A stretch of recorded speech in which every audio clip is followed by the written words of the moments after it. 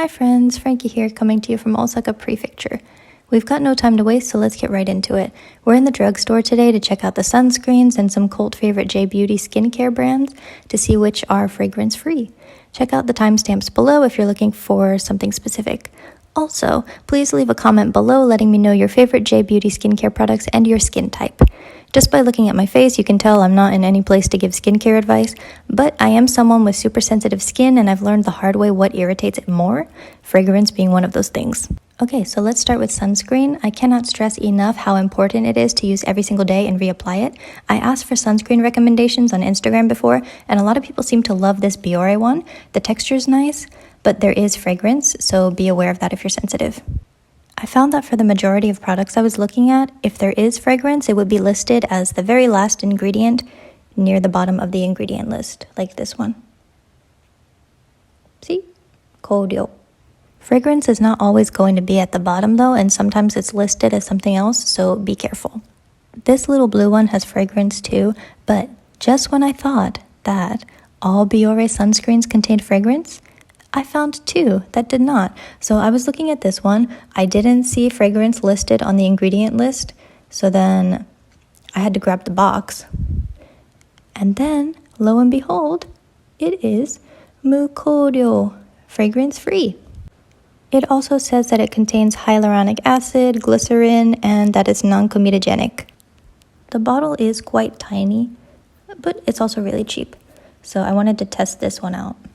It was so soft and velvety, and it had sort of a powdery finish, so I ended up buying this one and a couple others. This little white one also ended up being fragrance-free with the same qualities as the pink one, just a different finish. So yeah, these are the two Biore ones, quite cheap. Next, let's move on to Skin Aqua, another popular brand. I've used their sunscreen before on my body, but not my face. All the ones I'm about to pick up say allergy tested, fragrance free, dye free, paraben free, oil free. They have different textures for all the sunscreens, and I personally find the gel to be a bit sticky. But that's not really a problem, just avoid the gel if you don't like the texture. And just when I was starting to think that all of Skin Aqua's sunscreens were fragrance free, I found two that contained it. It's so tricky. There it is, all the way at the bottom of the list. So that's why it's important to check ingredient lists, even if you do have a certain brand that you like, you never know. Next up, we've got Nivea. So this one in my hand right now says it is fragrance-free, free of dyes, and allergy tested. Now this one says that it's free of synthetic fragrance and dyes, not just straight up fragrance-free. So am I overthinking? I don't know. Now the next two that I'm about to pick up, it says that it is free of dyes, but it has fragrance all the way at the bottom of the ingredient list. So again, it's very important to check your ingredient list before you buy it.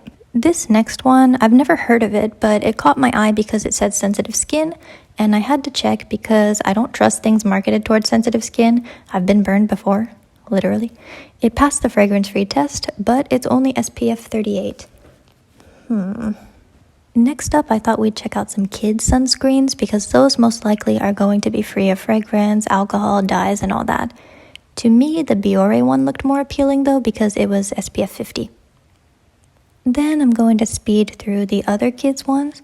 They were all gentle as expected. Next up is Curel. Their entire brand is fragrance-free. I love this brand so much and I'll talk more about them later, but this sunscreen is incredibly oily.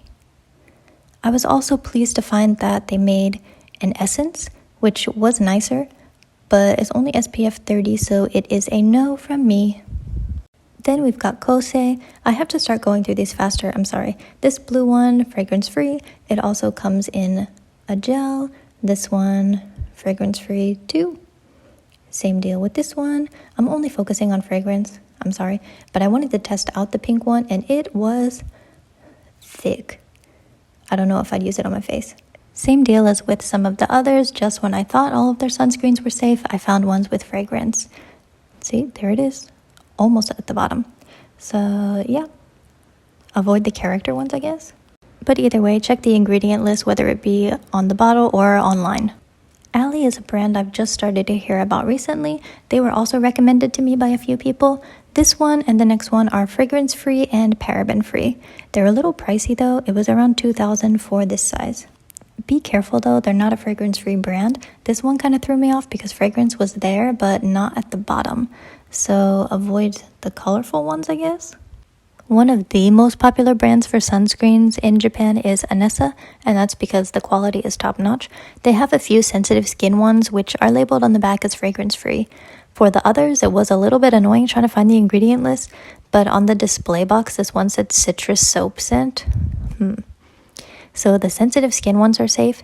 They're super pricey though. I really want to try the sensitive skin one that is SPF 50, but I'm going to see if some cheaper sunscreens work out first. Wow, okay, that was a lot. So let's move on to cult favorite J Beauty. I'm only looking at a few select brands that I know are hyped up, so let's check those out, starting with Curel. This is my personal favorite because they're entirely fragrance-free, made for sensitive skin. All products are alcohol-free except an eye cream and a face wash. They're pricey for a drugstore brand, but I think it's worth it. They have different lines. The green one is sebum control and purple is anti-aging. Almost forgot to mention they don't test on animals. All their products are amazing for dry skin too, and I think it's great they sell sample sizes to last about 20 days. The only product I haven't liked from them has been this lip cream, but I love their face cream. It's so gentle and luxurious. Also this milk, which is kind of like an essence. I always look forward to using those. I was stoked to see some BB creams and powders because I want fragrance-free makeup, but they're only one shade, which isn't inclusive at all, so I hope they make more shades in the future. Next up is Hada Labo, which you've probably heard a lot about because their formulas are amazing and their price point is unbeatable. Their main thing is hyaluronic acid, so if you want glassy skin, you should probably try some of their products. Can't forget the most important part though, which is that they're entirely free of fragrance. I wouldn't want hyaluronic acid in every single step of my routine though, but my personal favorite are their milks, which are basically an essence. They sell refills too, which is convenient. They also have sunscreen, so I tried that out. It was a little sticky and very glossy, so I don't think it would be my first choice of sunscreen. People rave about Melano CC for clearing acne scars, so I was very curious to read their ingredient list to see what was up and to see if they're sensitive skin friendly. Every product I'm about to pick up has fragrance listed all the way at the bottom. Now, I know that not everyone is sensitive to fragrance, so if you're okay with that, go for it, because people seem to get really great results from this. Actually, I lied. I couldn't find fragrance on this last product, so maybe they have one. Acnes is another cult favorite for, you guessed it, clearing acne. I blindly bought their face wash in the past and it really irritated my skin, even homeboy's skin, and he's not very sensitive, so I was curious what's in there. Sadly, there's fragrance at the bottom on everything. I know some people enjoy fragrance in their products because it adds to the luxury experience of skincare, but this one hurt me the most because products targeted for acne, which is sensitive and painful as it is, really do not need fragrance. Their spot treatment even has fragrance. Why? You definitely know this last one, Perfect Whip.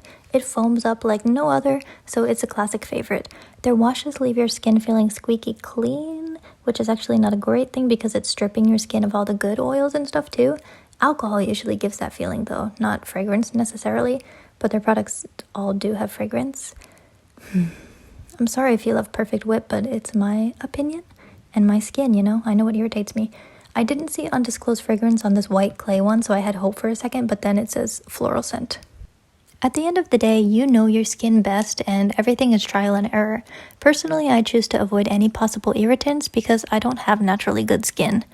Okay, anyway, that's all for now. It would take hours and hours if I went through every product on the shelf. Please let me know your favorites and your skin type. Now let's see the new sunscreens that I bought. So I've been using this one for years, but then there was some test done on this and a bunch of other sunscreens to find that the SPF was actually nowhere near 50, so it was taken off the market.